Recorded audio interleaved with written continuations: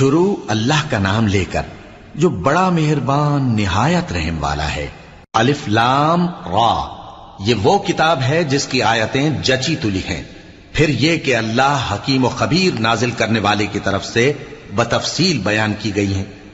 اس کا پیغام یہ ہے کہ اللہ کے سوا کسی کی عبادت نہ کرو، اور میں اس کی طرف سے تم کو ڈر سنانے والا اور خوشخبری دینے والا ہوں، اور یہ کہ اپنے پروردگار سے بخشش مانگو اور اس کے آگے توبہ کرو، وہ تم کو ایک وقت مقرر تک متاع نیک سے بہرہ مند کرے گا اور ہر لائق فضیلت کو اس کی فضیلت دے گا، اور اگر روگردانی کرو گے تو مجھے تمہارے بارے میں قیامت کے بڑے دن کے عذاب کا ڈر ہے۔